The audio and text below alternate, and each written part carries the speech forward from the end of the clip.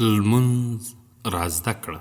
نحمده ونصلي على رسوله الكريم اما بعد. د لمانځه د زده کړې د خپرونې درنو قدرمنو اورېدونکو، راځو په خپرونه شروع کوو. د خپرونې څلورمه برخه مو د اوداسه احکامو ته ځانګړې کړې ده.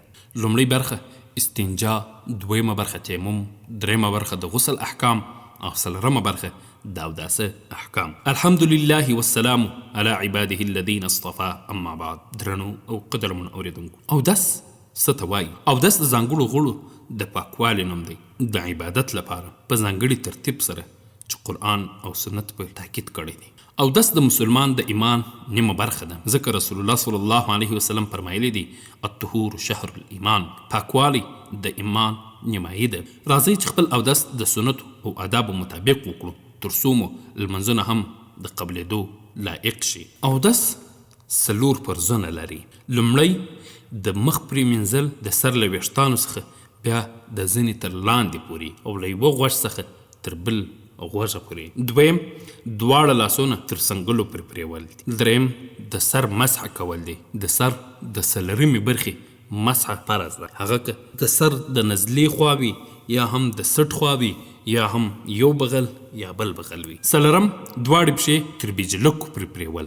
د اوداسه سنتونه: اول د اوداسه نیت کول، دویم بسم الله ویل، دریم دواړه لاسونه درې ځله پرېمینځل تر مړوندو پورې، څلورم د خولې پاکوالی، پنځم د پزې پاکوالی، شپږم د هر غړي درې ځله پرېمینځل، اووم ترتیب مراعاتول، د غړو مینځل د ذکر شوي ترتیب سره، اتم موالات، دا چې یو غړی وچ نشي ترڅو بل غړی ومینځل شي، نم مسواک وهل، لسم دواړو غوږونه مسح کول، یولسم د دواړو پښو ګوتو منځ خلالول. د اوداسه مستحبات: د قبلې طرف ته کښېنستل، د ښي لاس څخه پیل کول، د هر غړي مینځلو پر مهال دعا ویل، د اوبو لږ استعمال، پاک ځای اودس کول، د اودس په وخت د عبادت نیت او عاجزي.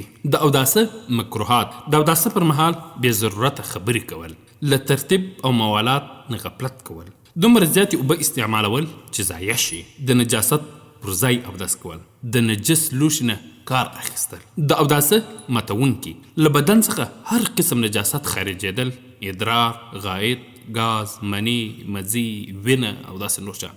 ژور خوب کول، داسې چې حواس لاړ شي. د عقل زوال، بېهوشي، نشه، په قهقه سره خندل په لمانځه کې. دا و د اوداسه احکام. په بله خپرونې کې به انشاء الله تعالی په لمانځه شروع کوو.